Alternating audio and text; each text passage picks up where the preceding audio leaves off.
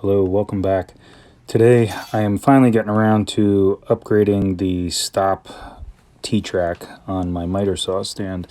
I had bought a 48-inch a while back and have been meaning to add it instead of this 36 just to give me a little more cutting capacity now that I moved my miter saw around my shop.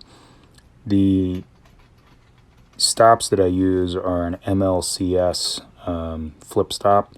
They work really well, and I've liked them for a very long time. I think I have about 6 on this one track, which helps me when I'm doing a bunch of different projects. I can leave the stop set up and it not affect, if I have to go back and cut another one at that same size. Now, because I have done this before, I have that wood underneath this T-track that's about 3/8 to a 1/2 inch high. That's bolted in line with the saw fence, but about an 1/8 inch back from the saw fence.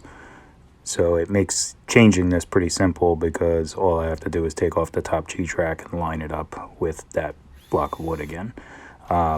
As you can see here, this does hang off the side of my miter saw stand, but that area over there is mainly for my battery chargers and kind of some longer stuff. So kind of planned for that. So I grabbed this track off of Amazon. I want to say it was pretty inexpensive. The only downside to it is the interior dimensions of the T are a little bit different than the previous one that I had. I can't remember if that other one was an Incra or some other brand. I bought it probably 10 years ago at this point in time. So the two profiles are definitely a hair different, which is making the flip stops fit a little differently. They're not, I can't explain it. It's not that it's a bad fit. They do lock in, they actually drop in as opposed to before me always having to slide them through. But it's just a different fit. So I got to see if I get used to it. Otherwise, I might have to replace this with a different track. I'm also adding a ruler to the front like my old one had. It was time to replace that ruler anyway. It had chipped in a couple spots and was starting to lift up. So made sense to just do it now and get it over with, as today I needed some 48-inch cuts for this project. So this allows for that.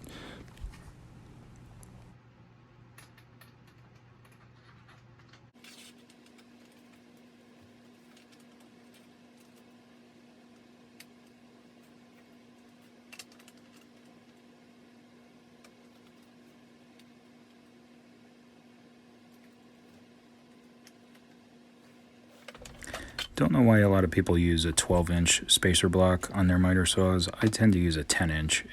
I work in inches. It seems to be easier to subtract 10 from something than to subtract 12-inch from something. So I made the switch a long time ago to a 10-inch block, and here I'm just lining up where 10 inches is on the fence so that I can have my starting point for my tape measure.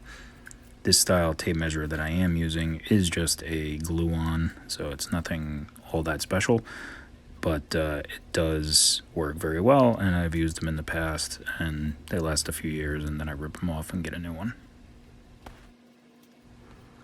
It's pretty simple to install, just a simple scissor can cut it, and here I was trying to get it a little too close to the end, so I wound up cutting it a couple times. But here's it final installed, because apparently my phone rang and shut off the recorder. But hope you enjoyed this. See you soon.